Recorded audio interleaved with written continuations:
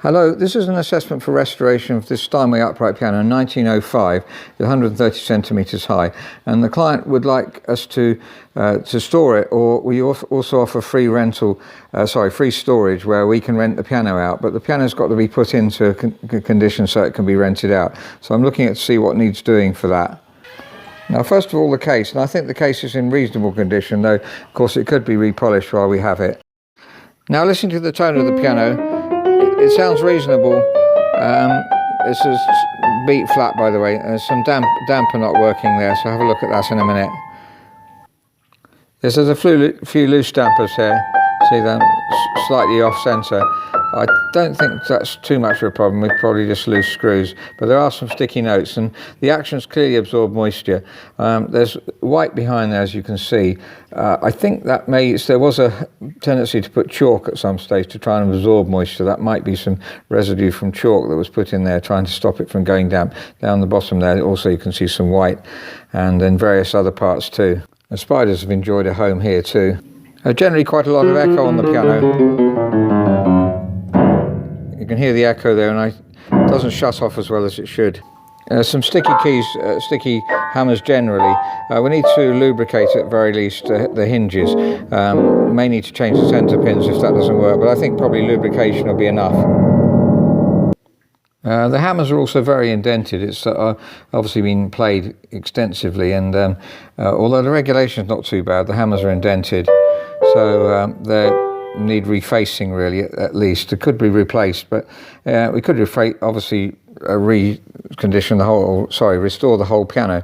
But the tuning pins are quite tight, so generally when the tuning pins are tight, unless there's something mechanically seriously wrong with the piano, we recommend reconditioning rather than full restoration. So full restoration is possible, and it will improve the piano, but not significantly here. This is a lovely tenor area. The strings will be better, but it already sounds very, very lush. So, as I say, unless the piano's got something wrong with it, obviously full restoration is very costly. It means the piano is much more expensive when it's finished. Well, it's a good investment, but if this was a stock piano, we would recondition it rather than fully restore it, because it sounds very lush in this central area here. And the tone is good, round the break point there. There's a very good tone. This break point here is never brilliant on Steinway. You hear the difference. On these older Steinways, it's never that incredible, but it's perfectly acceptable. What you'd expect for the type of piano. The regulation isn't incredibly bad. The dampers are lifting off about halfway, which is good. So I think refacing the hammers is necessary, and also obviously sorting out all the sticky notes. Now, if you're going to lubricate inside here, you'd have to take the tapes off, and I think taking the tapes off, we'd break them. So obviously that's quite a commitment in terms of if it was our piano, we would, because we don't want the tapes to look like that, and we do want to lubricate it as well. So we would change all the tapes. It's going back to refacing the hammers. You see, if you don't reface them, they're a bit podgy sounding. Too much hammer is hitting the string, and it's sort of dampening off the string as well as making it sound. And there's variety. If you hear the difference between that one and that one. So refacing them, we can then voice them accurately and get them to sound the same as each other. These are very good hammers, actually. Just a quick look down the bottom. The soundboard is in very, very good condition. If the piano dries out, you might end up with cracks, so you need to be careful not to dry the piano out too much. There's more evidence of spiders using this as the location. It was a bit dirty down here as well, but in generally good condition. The bridges are fine.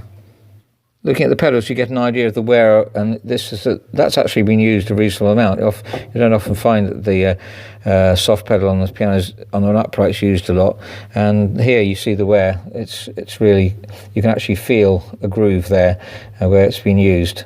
Pedals on Steinway's are a bit on the high side. Bechstein's much lower, so the casters, if you wanted the pedals to be further down, you'd have to change the original casters and put the small casters on. So that's an assessment for restoration of this Steinway 130 centimetres tall, 88 note, 1905 upright piano in rosewood. And the rosewood is very, very pretty rosewood.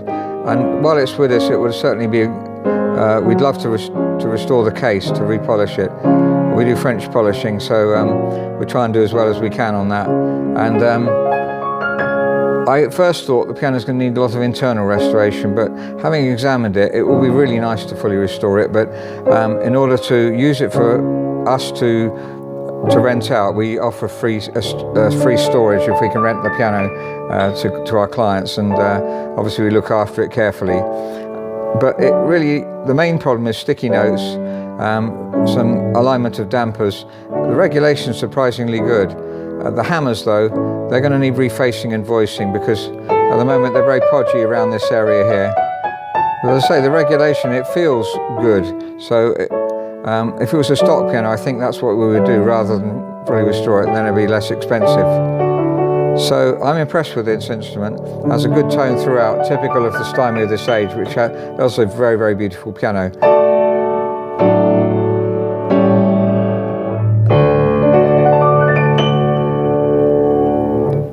Thank you very much for listening.